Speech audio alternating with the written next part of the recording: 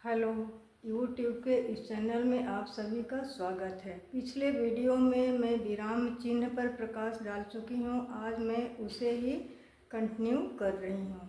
विराम चिन्ह के जो प्रयोग कहाँ कहाँ पर किए जाते हैं, वे कितने प्रकार के होते हैं, उस पर भी प्रकाश डाला जा चुका है। नेक्स्ट है आज उद्धरण चिन्ह। उद्धरण चिन्ह जो होता है यह दो प्रकार का होता है। जहाँ पर दो कॉमन जैसे ये चिन्ह हो उसे हम लोग दोहरे चिन्ह कहते हैं, और जहाँ पर एक हो इस तरह का वहाँ इकहरे उद्धरण चिन्ह कहते हैं। अब ये दोनों प्रकार के उद्धरण चिन्हों का प्रयोग कहाँ कहाँ पर कैसे लगाया जाता है, इसमें ध्यान यहाँ यह देना रहता है कि यदि किसी प्रकार का लेख हो, कविता हो या पुस्तक का शीर्षक हो तो उसमें हम लोग कौन सा चिन्ह लगाते हैं? इकहरे चिन्ह को लगाते हैं। और फिर यदि किसी विशिष्ट व्यक्ति का कथन हो, उस कथन को ज्यों का त्यों यदि लिखना है तो उसे हम लोग दोहरे उद्धरण चिन्ह लगा करके लिखते हैं। तो जैसे स्वतंत्रता हमारा जन्मसिद्ध अधिकार है, यह किसका कथन है? यह बाल गंगाधर तिलक का कथन है। तो बाल गंगाधर तिलक क्या है? विशिष्ट व्यक्ति हैं।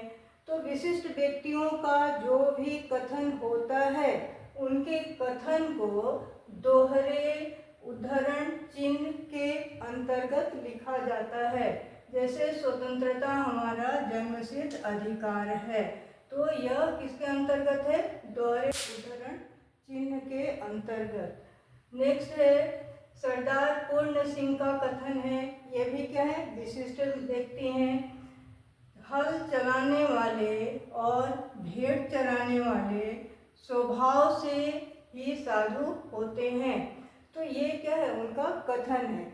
तो उनके कथन को भी हम लोग किसके अंतर्गत रखेंगे? दोहरे उद्धरण चिन्ह के अंतर्गत। यहाँ ध्यान रखना है कि किसी भी विशिष्ट व्यक्ति के कथन को हम लोग दोहरे उद्धरण चिन्ह के अंतर्गत ही लिखते हैं। और किसी का लेख हो, कविता हो, पुस्तक का शीर्षक हो, उसे हम लोग किसमें लिखेंगे? इकहरे उद्धरण चिन्ह के अंतर्गत। अब नेक्स्ट है नंबर 7, निर्देशक या रेखिका का प्रयोग। चाहे निर्देशक हो या रेखिका हो, दोनों सेम ही है। इसका प्रतीक चिन्ह ये होता है और इनका प्रतीक चिन्ह ये दोनों है। तो ये जो निर्देशक का प्रयोग हम लोग कहाँ करते हैं?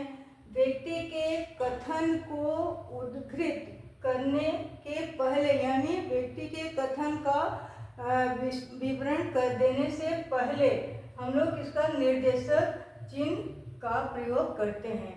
या विवरण प्रस्तुत करने के पहले वाक्य में टूटे हुए जो विचार हैं उन विचारों को जोड़ने के बीच में भी हम लोग निर्देशक चिन्ह का प्रयोग करते हैं।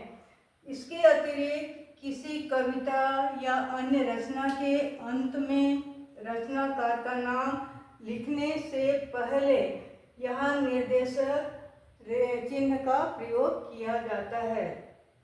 जैसे तुलसीदास ने कहा है, ये चिन्ह क्या है? यही चिन्ह हमारा निर्देशक चिन्ह है।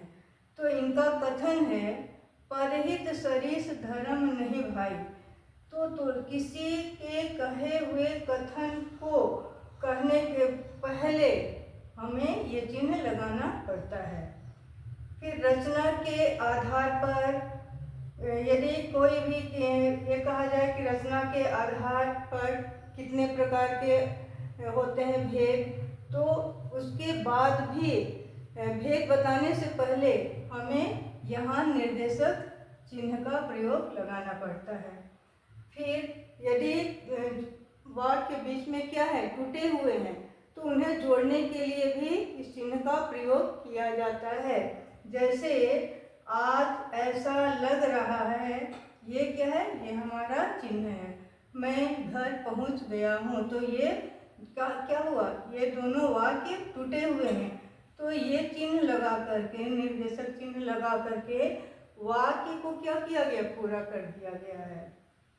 इसी तरह से यदि कोई रचना है, जैसे निर्माण है या पंच परमेश्वर है, घर घर की कहानी के, ये जो जितने भी रचनाएं हैं, इन रचनाओं का जब लेखक का हम लोग नाम लिखते हैं, तो लेखक का नाम लिखने के पहले हम क्या करते हैं? निर्देशक चिन्ह का प्रयोग लगाते हैं, उसके बाद रचनाकार का नाम लिखते हैं। जैसे निर्माण किसकी रचना है?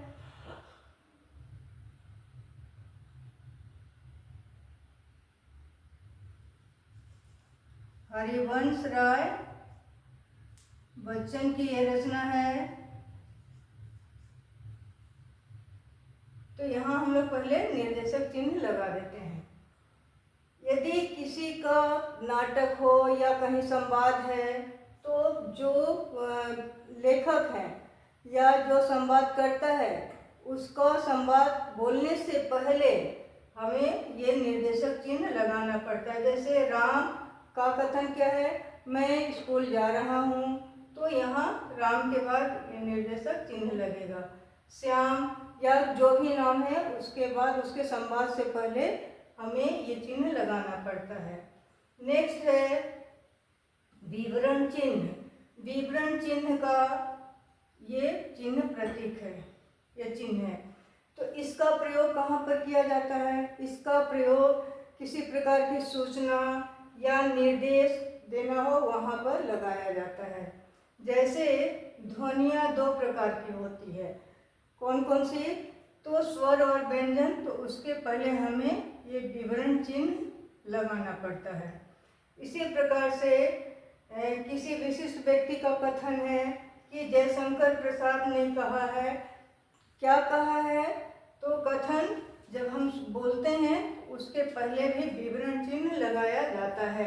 जीवन विश्व की संपत्ति है, और किसी के कथन को हम लोग को क्या करना है? दोहरे चिन्ह के अंतर्गत, दोहरे उदाहरण चिन्ह के अंतर्गत लिखना रहता है। नेक्स्ट है नंबर 9, अपूर्ण विराम का प्रयोग। अपूर्ण विराम का प्रयोग विसर्ग की तरह किया जाता है। जैसे कामायनी, ये हमारा प्रतीक चिन्ह है इसका अपूर्ण विराम का। एक अध्ययन, विज्ञान, यदि निबंध लिखने के लिए दिया जा रहा है, विज्ञान, अभिशाप या वरदान। नेक्स्ट है नंबर 10, कोष्ठक का प्रयोग। ये हमारा कोष्ठक का चिन्ह है।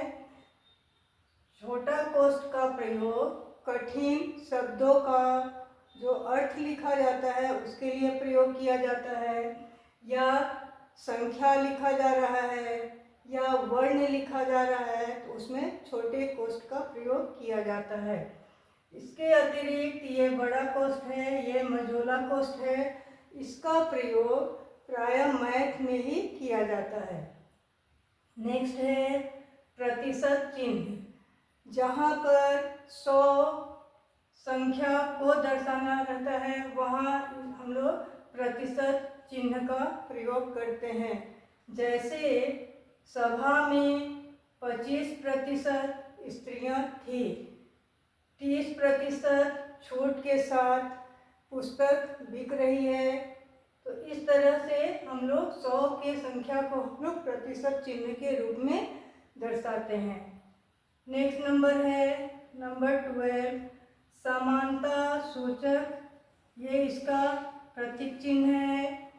इसका प्रयोग किसी शब्द का अर्थ लिखने के लिए किया जाता है या भाषा के व्याकरणिक विश्लेषण करने में इसका किया जाता है। जैसे कृतघ्न शब्द है, यदि इसका हमें अर्थ लिखना है, तो हमें समानता सूचक चिन्ह लगाना पड़ता है और उसके बाद उसका अर्थ लिखना पड़ेगा। जैसे उपकार न करने वाला कृतघ्न का अर्थ होता है। ठीक इसी तरह से तप +1 होता है तपोवन।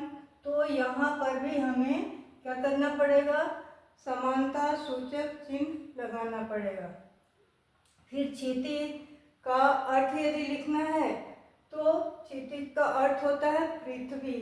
तो इसके बाद भी मीनिंग लिखने के लिए हमें इस चिन्ह का प्रयोग करना पड़ता है। नंबर 13 त्रुटि चिन्ह। ये हमारा त्रुटि चिन्ह ये है। तो इसका प्रयोग कहाँ करना पड़ता है, यदि अक्षर हम लोग लिख रहे हैं, पद लिखे हैं या वाक्य लिखे हैं, तो उसके बीच में यदि कोई पद या वर्ण या शब्द छूट जाता है तो उस समय वाक्य के बीच में उस अंश को लिखने के लिए वाक्य के नीचे हमें ये त्रुटि चिन्ह लगा करके उस छूटे हुए अंश को ऊपर में लिखना पड़ता है, लिखा जाता है। उसे हम लोग त्रुटि चिन्ह कहते हैं। जैसे सोहन ने खाना नहीं शब्द क्या था, छूट गया है, खाया। तो हम लोग यहाँ त्रुटि चिन्ह लगाए और उसके ऊपर छूटे हुए शब्द को लिख देते हैं। तो इसी तरह से त्रुटि चिन्ह हम लोग चाहे वो अक्षर हो, पद हो, पद्यांश हो, गद्यांश हो, जहाँ पर भी अंश छूट जाता है वहाँ पर त्रुटि चिन्ह लगा करके उस अंश को हम लोग लिख करके उसकी पूर्ति करते हैं। वीडियो को आप लोग लाइक, शेयर, सब्सक्राइब करना ना भूलें।